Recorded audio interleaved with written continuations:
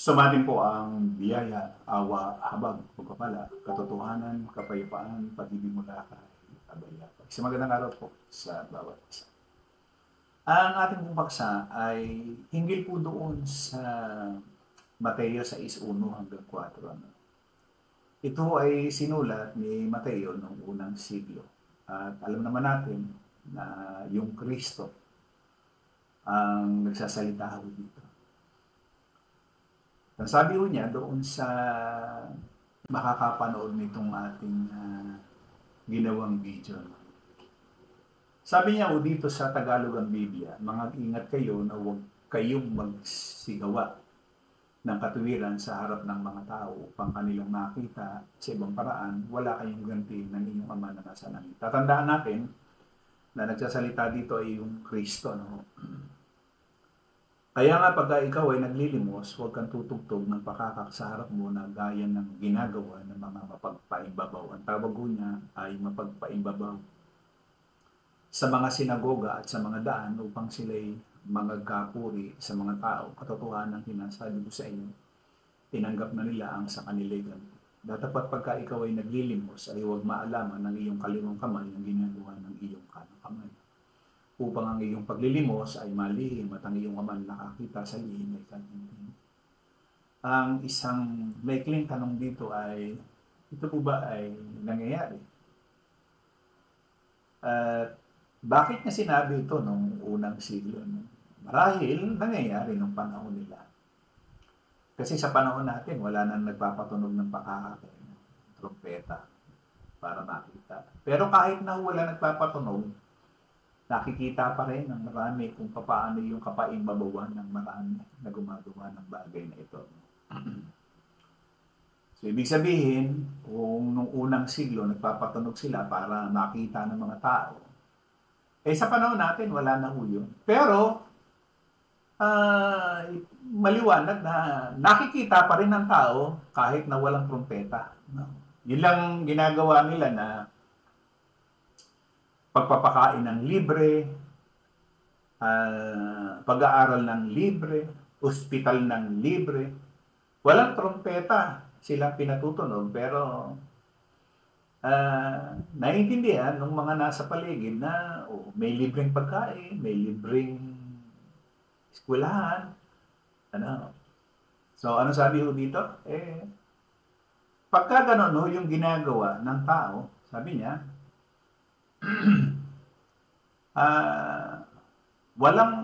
sabi niya, wala kayong ganti sa inyong Ama na nasa langit. So, walang kabuluhan. Kahit pala gumawa ka ng bagay na gano'n,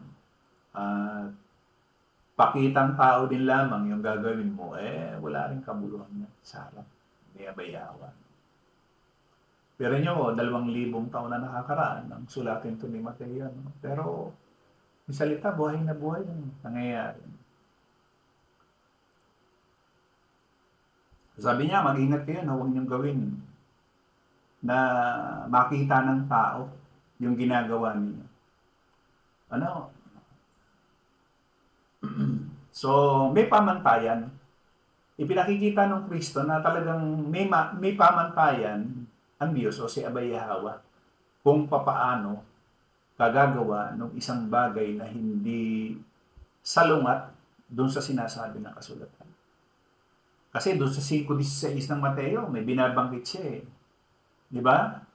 Ano ba ang banggit doon sa 5:16? Para makita natin. Sabi niya, lumiwanag na gayon ang inyong ilaw sa harap ng mga tao upang makita nila ang inyong mabubuting gawa at kanilang luwalhatian ng inyong Ama na nasa langit. Pwede naman na gumawa ka ng mabuti, pero yung pakitang tao, wala. Dapat hindi. Di ba? Hindi yan salungat dun sa kanyang utos na paliwanagin ang inyong liwanag sa harap ng mga tao. Pwede kang gumawa ng mabubuting gawa ng hindi pakitang tao. Ano yun? Di ba sabi niya doon sa 2, kaya nga, pagka ikaw ay naglilimos, huwag kang tutugtog ng pakakak sa harap mo. Ngayon wala nang ganyan. Natutugtog para makita. Pero sabi ko nga kahit na wala yung pakakak, ay nakikita pa rin ng tao yung kapaimbabawan ng marami. Kasi, panawagan, i-ads, lalo ngayon, may Facebook, may YouTube, may Instagram, di ba? Oh.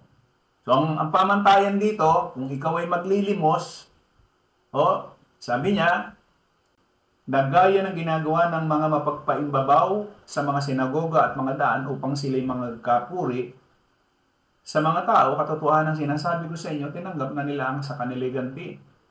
Datapwat, ito yung pamantayan Pagka ikaw ay naglilimos, huwag maalaman ng iyong kaliwang kamay ang ginagawa ng iyong kanang kamay upang ang iyong paglilimos ay malihim at ang iyong ama na nakakita sa lihim ay gagantihan ka.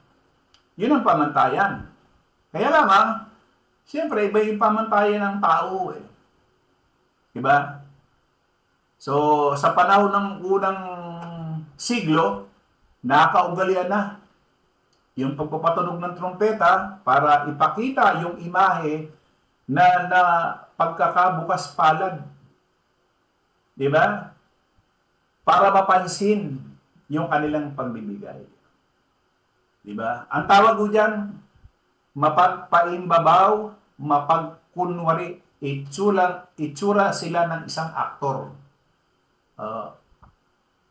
Diba? Pero mo, tawagin kang mapagkunwari. Diba? So, anong dapat? Huwag ipaalam sa iyong kaliwang kamay kung ano yung ginagawa ng iyong kanang kamay. Sa halip, dapat ang pagbibigay, kung maaari, ilihim. Diba? Itago ang bagay nito ng labis na kahit na ikaw mismo ay halos hindi alam na ikaw ay gumagawa ng anong bagay na kapuri-puri habang nakikita ni Abay Hawa. Para yung iyong ginawa ay maging lihim doon sa mga tao, no? Kasi pagka yan inalaman na ng tao na ikaw yung nagbigay, automatic yun. Wala ka nang makukuhang gantimpala mula kay Abay Hawa.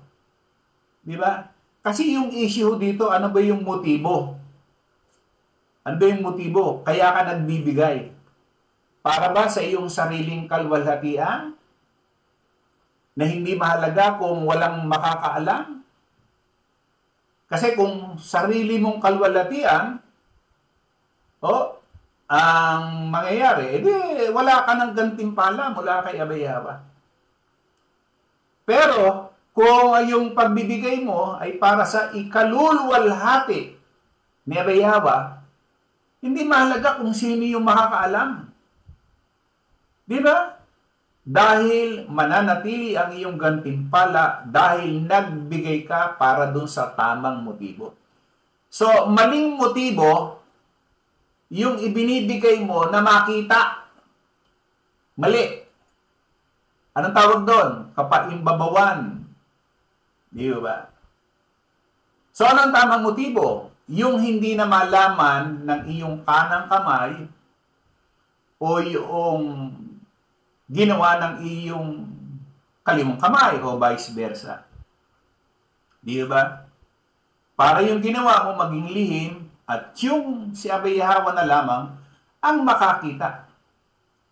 Nakikita ni Abay Hawa yung lihim.